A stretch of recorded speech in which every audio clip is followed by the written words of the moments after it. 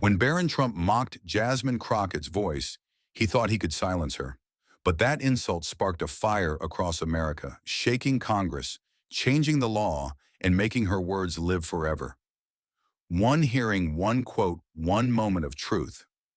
How did the voice they tried to silence change a nation? Stay with us. This is a story worth every second of your time. The autumn sun struck the marble dome of the U.S. Capitol, flooding the chamber with white light that looked more like a stage than a courtroom. Cameras spun in slow predatory circles, catching every blink, every breath. Millions of Americans watched live as the screen behind the chairman glowed, freedom of speech in modern politics. The gavel slammed crack and silence fell like glass breaking. At the witness table sat Barron Trump, 27, dressed in a silver suit smile, sharp as a blade confidence, radiating from the comfort of privilege. Across from him sat Jasmine Crockett, Congresswoman from Texas. Former civil rights attorney, calm, but coiled tight, her southern tone low, deliberate, her eyes locked on him like a line of defense. Two people, two Americas, one collision waiting to happen.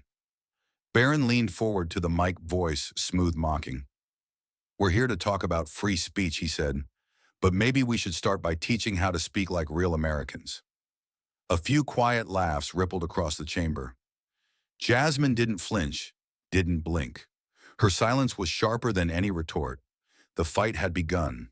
The chamber had fallen into a strange quiet after the opening exchange, the kind of silence that buzzed before a storm.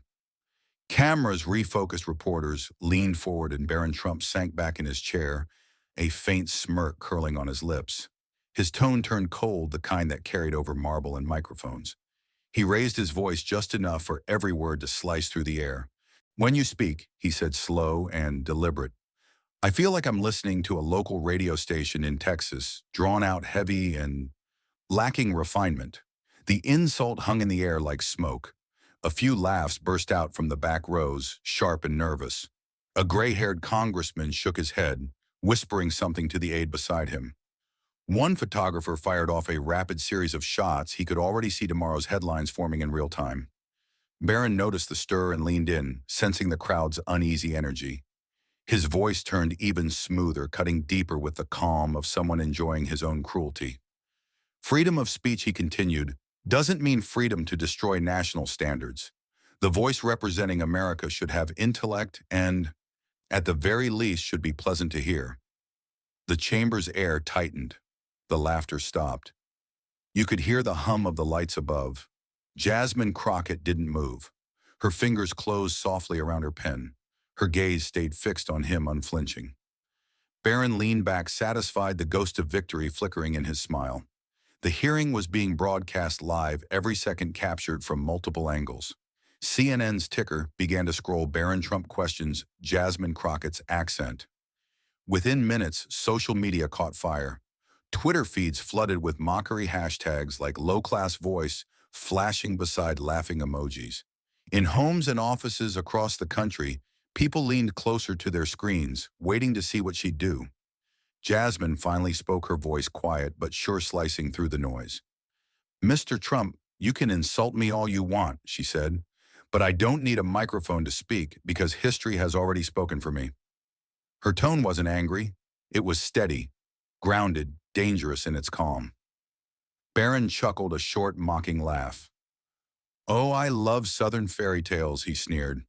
The room tensed, waiting for her to snap, but Jasmine didn't.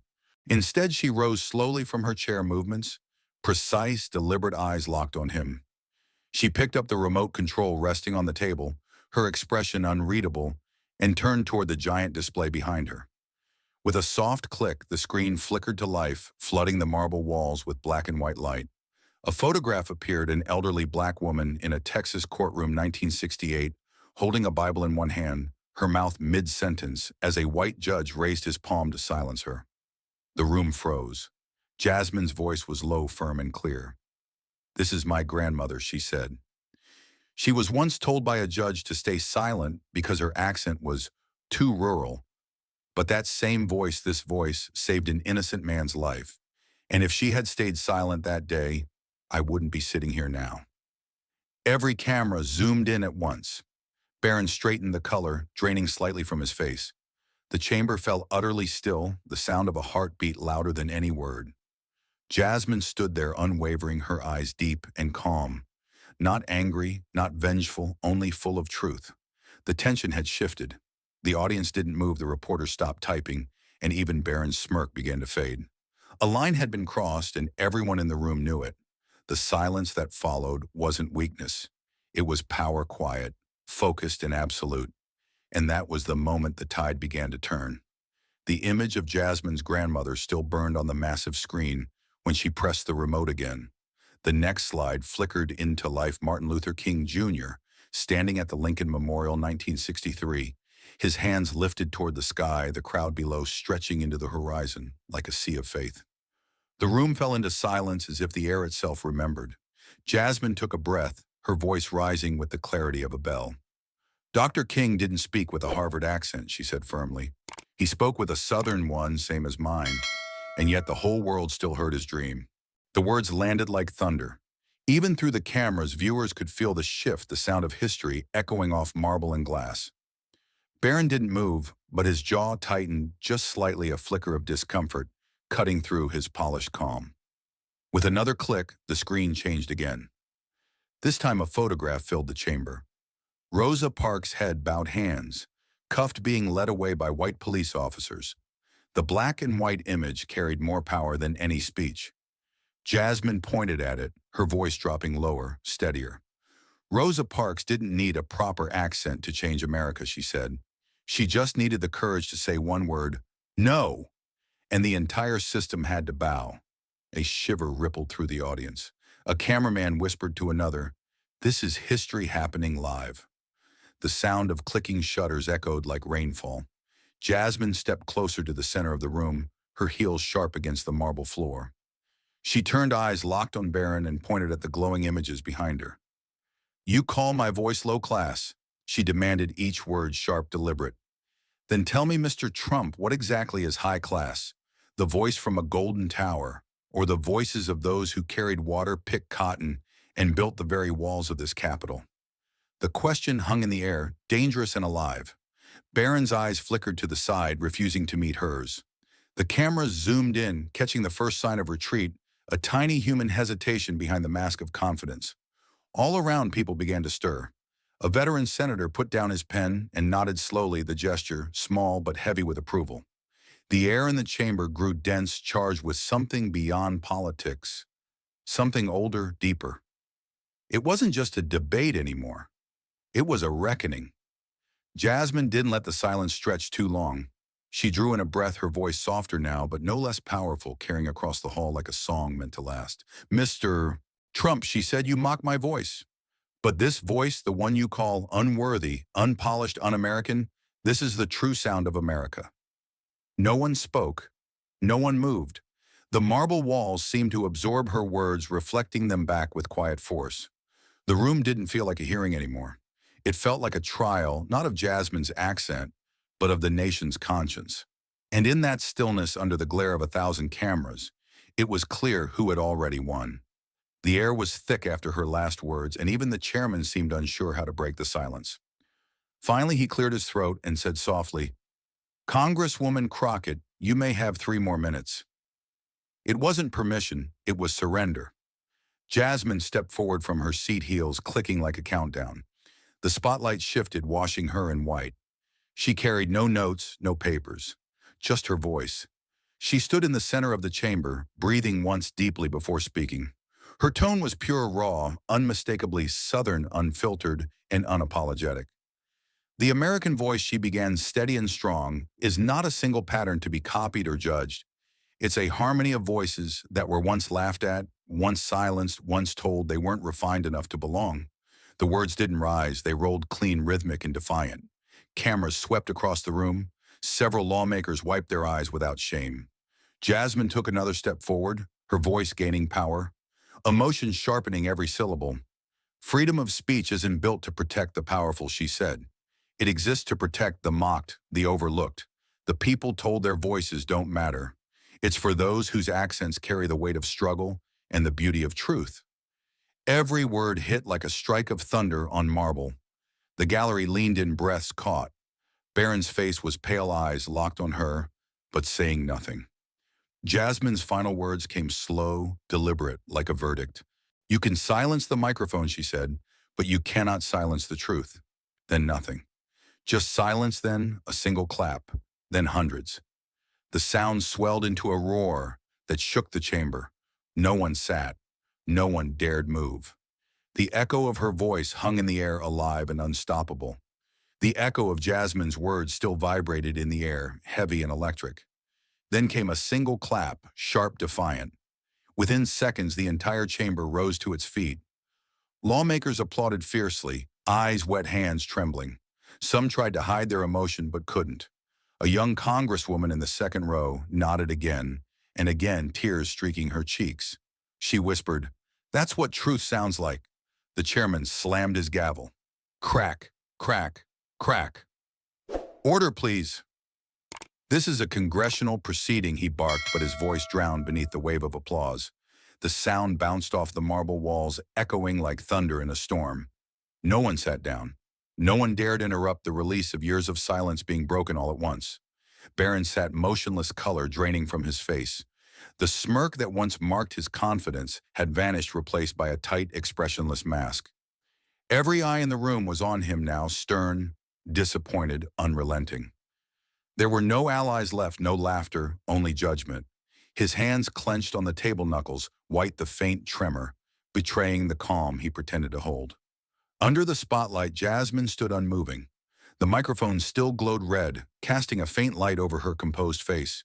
She didn't smile. She didn't celebrate. She simply bowed her head slightly, as if honoring everyone who had ever been told to stay silent. The applause began to fade into stillness. A senior senator leaned over to his aide and whispered, "I've never seen anything like this." The aide, hands shaking, wrote in his notebook, "Moment of history record intact." The chairman drew a long breath, lifted his gavel, and said quietly, "The committee acknowledges the statement for the record." The gavel struck. Crack. The sound wasn't an ending, it was acknowledgement. The truth had been spoken. The silence in the chamber was suffocating, so complete, it felt like the air itself refused to move. Barron Trump sat back, one hand on the microphone, his voice dripping with contempt. "People overreact," he said slowly, each word meant to sting. "Words mean nothing without proof." The smugness in his tone drew a wave of uneasy murmurs from the audience. A few exchanged glances. Jasmine didn't speak. She just looked at him, eyes steady, unblinking, cold enough to cut steel. When she finally did, her voice was calm, clear, and lethal. "You want proof, Mr. Trump," she said. "Let's play yours." The room stiffened. Every camera turned toward her as she reached for a red folder marked with the blue seal of the House Ethics Committee. Her hands didn't tremble. She laid the folder flat on the desk, opened it, and lifted the first page so the lights caught it. "Inside this file," she said, "is your statement, signed, verified, and recorded." The projector behind her flickered to life, showing the header, Internal Ethics Committee Report, March 2025. Jasmine looked up, her voice rising just enough to fill the room. "3 congresswomen," she said, and then began to read, her tone steady and exact. "Ayanna Pressley, sounds like she's selling at a market. Cori Bush, too loud, too emotional to be respected. Ilhan Omar, should learn to sound American before she's taken seriously." The words crashed into the silence, like glass shattering. A gasp spread across the chamber. A senior senator pushed his glasses up and whispered, "Good God."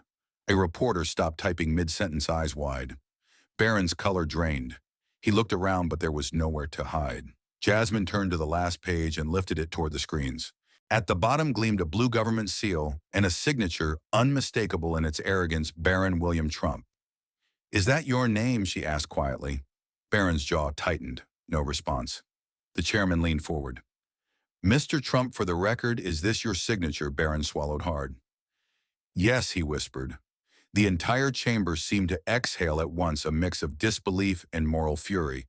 A veteran congressman slammed his palm on the table. "Is that his signature?" he barked. Jasmine didn't flinch. She placed the page on the overhead display, the signature glowing under the light. Barron's eyes flickered, his throat constricted. He tried to speak but couldn't. His own microphone captured the short, uneven sound of his breathing. Jasmine stepped toward the center microphone. She didn't raise her voice. She didn't need to. "You mocked me," she said. "You mocked them. And now your own words mock you." Her gaze didn't leave his face. The room was still. Even the cameras seemed to hold their breath. Barron bowed his head, trembling. The silence grew so deep, it was almost a sound of its own. Then crack, the gavel slammed down, echoing like thunder against marble. The chairman's voice broke the spell. "The committee enters this into the record. No applause, no movement, only the sound of truth settling in." Jasmine turned toward the nearest camera, her expression unreadable, her voice barely above a whisper. "Truth doesn't need permission to speak." Barron sat, frozen hands trembling, the bright white light of the hearing room washing over his face like judgment itself. The gavel's final crack was still hanging in the white-lit air when the room shifted from noise to a wary hush. Folders closed, chairs scraped, and then everything stilled as Barron Trump rose from his seat. He walked the aisle like a man wading through judgment shoulders, squared eyes avoiding the cameras that tracked him like crosshairs. Jasmine Crockett didn't move. She stood at the witness table, steady under the heat, the red glow of the mic fading to black. He stopped an arm's length away, the world narrowing to two figures, framed by marble and history. The hearing was over, but the moment wasn't. Barron lifted his hand first. The gesture was simple, almost fragile against the weight of the room. His voice came out rough, scraped raw from the last hour. "You turned this into something bigger than both of us." For a heartbeat, the chamber held its breath, as if waiting to see whether the line would break them or bind them. Jasmine met his gaze without blinking, reading the mix of pride, shock, and reluctant respect written across his face. "That was my intention from the start," she said. Their hands met. Not a quick clasp, not a politician's pose, but a deliberate grip that locked the air in place. Shutters detonated in salvo, closer, closest, each flash a tiny thunderclap, ricocheting off stone. A photographer whispered, "Hold," and they did, long enough for the iconic frame to burn into every sensor in the room. Someone in the press pen mouthed the caption before it hit the screens, "The handshake of change." Staffers ducked, scribbling names, timestamps, the exact angle of the light as it crowned their joined hands. The contact broke, but the image didn't. It hovered between them like a seal pressed into wax. Barron let his arm fall, his expression stripped to something quiet, unarmored. Jasmine didn't step back. She stood her ground, neither forgiving nor gloating, the still center of a storm now spent. Around them the murmurs swelled and then receded, replaced by a respectful silence that felt as binding as any oath. On the monitors at the rear wall, the shot appeared seconds later, two opposing figures, one handshake, one headline already writing itself. The hearing had ended. The photograph made sure the moment never would. 3 weeks later, the echoes of that hearing still rippled through Washington. Cameras once again filled the chamber, but this time the mood was different: pride instead of tension, applause instead of silence. The Equal Voice Act passed the House and Senate by an overwhelming margin. The bill guaranteed equal speaking rights across all regional dialects, accents, and backgrounds, a protection never before written into American law. When the president signed it into law, he looked up from the desk and read the line engraved at the bottom of the parchment. "The voice of a citizen is the heartbeat of democracy." It was Jasmine Crockett's quote, now etched into history. Outside the steps of the Capitol, filled with teachers, students, veterans, and workers, people speaking in accents from every corner of the country. Reporters called it the sound of unity. Inside the press room, journalists jostled to catch Jasmine's reaction, but she said little. "The law isn't about me," she told them. "It's about every American who was told their voice didn't belong." Within days, Time magazine placed her on its cover, 100 Voices Changing America. The photograph showed her standing at the same witness table where everything began. The caption beneath reading, "She didn't just speak, she made the nation listen." Across the country, schools began teaching her speech, the accent of freedom. Teachers projected it on screens. Children recited her closing line, "You can silence the microphone, but you cannot silence the truth." In classrooms from Texas to Maine, the words became part of morning pledges, echoing through hallways that had once punished difference. The movement that followed took on a life of its own. It started with a hashtag Speak Proud and turned into a national campaign. Radio hosts began their shows with the same opening line every morning. Your voice is not a flaw, it's a flag. Podcasts, universities, and even corporations adopted the motto. Videos flooded the internet, farmers speaking in Appalachian drawl, nurses in Southern twang, teachers with Bronx rhythms all sharing their stories with pride. For the first time, America's noise began to sound like harmony. Meanwhile, Barron Trump disappeared from public view for nearly a month. The man who once mocked voices now had none left to offer.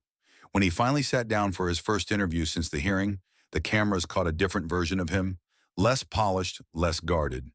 The interviewer asked what he had learned from Jasmine Crockett. Barron paused, eyes lowered, then said quietly, "She made me realize the thing that bothered me most was the very thing America most needs to hear." The sentence played across networks nationwide. Some called it remorse, others strategy, but everyone agreed it was human. The story that had started as humiliation ended as transformation. In just 3 weeks, a single confrontation had redrawn the lines of what it meant to sound American. Jasmine never claimed victory. When asked what came next, she simply replied, "Now we listen." The crowd around her, different accents, different faces answered, not with applause, but with their voices rising together like a choir of truth. The room was still reeling from the last exchange when the chairman adjusted his glasses and spoke. "We have one more witness."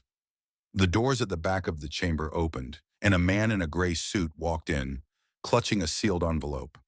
The cameras followed him as he stepped to the center. "State your name for the record," the chairman said. The man cleared his throat. "Evan Miles," he replied, "production technician for Good Morning America." The room fell silent again. Jasmine folded her arms, waiting. Ivanka shifted in her seat, her jaw tightening. Evan placed the envelope on the table. Inside, he said, is the raw footage, what the public never saw. The technicians connected his drive to the projector. The lights dimmed. On the massive screen behind the dais, the image flickered to life. The timestamp glowed in the corner. The sound of light chatter filled the chamber, Ivanka Trump in the green room makeup brush, grazing her cheek. Her voice, calm and low, broke through the static. "She's too emotional," Ivanka said, glancing toward the monitor. "Don't cut it. People love watching her lose control." Gasps rippled through the chamber, like wind through broken glass. For a full 5 seconds, no one moved. Reporters scrambled to right, cameras zoomed in, pens shook against notepads. One female senator covered her mouth. Another whispered, "My God." The clip continued to play on loop, Ivanka's tone. Clear, deliberate, no hesitation, no remorse. The evidence was devastating. Jasmine didn't rush to speak. She just stood, eyes locked on the screen, letting the truth echo louder than any argument. Finally, she stepped forward. Her voice rolled through the hall like distant thunder, low, unhurried, absolute. "This is not a slip of the tongue," she said. "This is a broadcast strategy. This is televised humiliation. Mrs. Ivanka Trump, you turned a black woman into entertainment." Her words cut through the marble chamber. No one blinked. A few journalists forgot to breathe. Ivanka's control cracked. She shot up from her chair, palms slamming the desk. "I did not humiliate anyone," she shouted. "You're staging a performance to play the victim." Her voice rang with fury, but it sounded smaller now, desperate under the glare of 100 lights.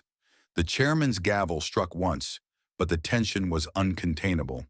Jasmine turned slowly, eyes sharp as glass, her tone almost a whisper, yet clear enough to pierce the silence. "No, Mrs. Trump," she said. "I'm not performing. I'm holding up a mirror."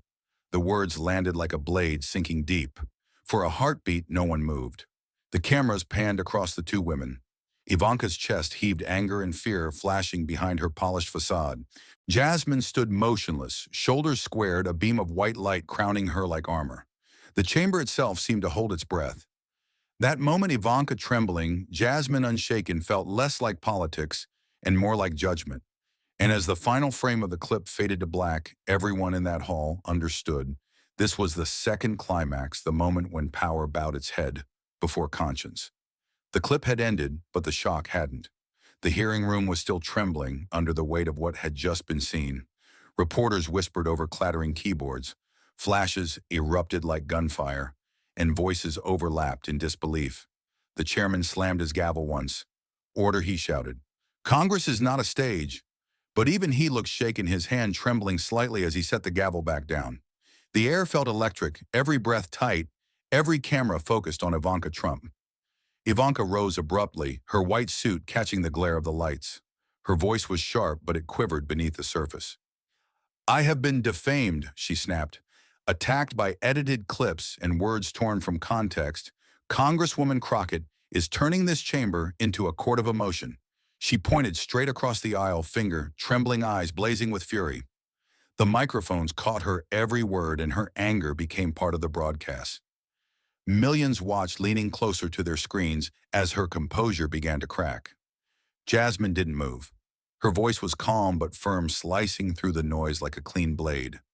"If you think this is emotion," she said, "then maybe you've never understood what humiliation feels like on live television." She took a slow step forward, eyes unwavering. "I don't have a media team. I don't have a director. I don't have a studio. All I have is my voice, and you turned it into entertainment." Her tone wasn't loud, but it carried the weight of every insult hurled her way since that broadcast. A hush fell as she lifted her hand toward the technician. "Let's talk facts," she said simply. The lights dimmed again, and the screen behind them flickered to life. It showed an internal rating chart from Good Morning America. The red bars spiked upward, 46% audience growth in the week following Ivanka's remark. Next to it, an email appeared in stark white text from the show's executive producer, "Excellent delivery." The controversy worked. Gasps echoed across the room like thunderclaps. Jasmine turned back to the dais, her expression steady but burning with quiet conviction. "This is profit made from humiliation," she said. "No accident, no misunderstanding. This was crafted, broadcast, and sold like merchandise." The chamber erupted in murmurs. Some senators nodded grimly. Others whispered to one another. A few even tapped their desks in restrained applause. The sound of camera shutters filled the silence between every heartbeat. That was when Ivanka broke. She slammed her hand on the table so hard the microphone squealed. "I built my brand on integrity," she shouted, voice cracking. "You have no right to trample me just to lift yourself up." Her fury filled the room like static. The cameras zoomed closer, catching every glint of anger in her eyes. Jasmine met her gaze calm as stone.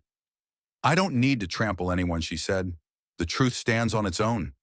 The words landed like a final gavel strike. The chairman pounded the table again, calling for order. But it was too late. The chamber was already on fire. Reporters rushed to file their stories, the glow of screens lighting every face. CNN's red banner appeared within minutes. "Crockett pushes Ivanka to breaking point." Live. And inside the Capitol, no one could deny it anymore. What had begun as a hearing had become a war of morality fought under the brightest lights in America. The chamber still buzzed from the previous explosion when the chairman leaned forward, his voice echoing through the microphones. "Congresswoman Crockett," he asked, "do you have any further evidence to present?" The room fell silent again. Jasmine didn't answer right away. She took a long breath, eyes focused on the desk before her, then slowly opened her leather briefcase. Inside was a single cream-colored envelope, sealed and marked by hand. She lifted it carefully, the sound of paper brushing leather cutting through the silence. "I have one document," she said evenly. "It's not from the show itself, but it speaks directly to motive." Every camera zoomed in. Every heartbeat seemed to stop. She stepped forward and placed the envelope on the desk, sliding it toward the committee clerk. "This letter," she continued, "was sent to me by a producer from Good Morning America after the broadcast. It has never been made public." The clerk nodded nervously, slit the envelope open, and unfolded the letter. The paper trembled in his hands. His voice shook as he began to read. "Dear Mrs. Crockett, I'm sorry. I witnessed Ivanka Trump instructing the production team to set you up with questions meant to provoke you. When I objected, she said, 'If she gets angry, we'll have the best show of the month.' I haven't slept since that day. I am submitting the full audio recording of the production meeting." The room erupted before the last word left his lips. Reporters leapt from their seats, the sound of cameras exploding in flashes. The chairman slammed his gavel again and again. "Order! Order!" he shouted, but no one could hear him over the roar. Gasps, shouts, and whispers filled the air like a storm breaking inside marble walls. Ivanka's face drained of color. Her lips quivered. Her hand clenched the chair so tightly her knuckles turned white. The camera lights reflected off her eyes, wide and desperate. A senator rose from the back row, voice firm and cold. "Mrs. Trump," he said, "do you have a response?" Ivanka stood unsteady, her voice trembling as much as her hands. "I only wanted to protect the show's image," she cried. "Everyone does it. Everyone in media plans emotion. It's how television works." Her words cracked halfway through. The microphones picked up the waver, the helpless tone of someone trying to cling to control as it slipped away. Jasmine didn't flinch. She waited until the echo died, then spoke soft, steady, merciless. "No, ma'am," she said. "Everyone wants to be respected. But only those afraid of truth need to stage humiliation to feel powerful." A deadly silence followed, the kind of silence that roared louder than sound. Every camera zoomed in close on Ivanka Trump's face. Tears slipped down her cheek, glittering under the bright white lights. She tried to straighten her back to keep her composure, but her breathing betrayed her, short, shallow, uneven. Jasmine took one slow step back, her eyes lit with conviction, her voice steady as steel. "You wanted the best show of the month," she said. "Well, here it is, the show where America finally sees the true face of power on camera." The words hit like a verdict. Reporters froze. Mid-sentence, the senator said nothing. Even the chairman stopped his gavel midair. For a long moment, the only sound in the room was the mechanical hum of the cameras recording everything. The truth was no longer hidden. It was alive, breathing, undeniable. And in that instant, the nation watching from home realized this wasn't just a hearing anymore. It was judgment playing out live on air. Thank you for watching until this moment, and for standing with us on this journey for justice. Your support means everything. Like, subscribe, and turn on notifications so you never miss what's next. And we'd love to hear your thoughts. Leave a comment below and let us know what moved you most in this story. Together, our voices make a difference.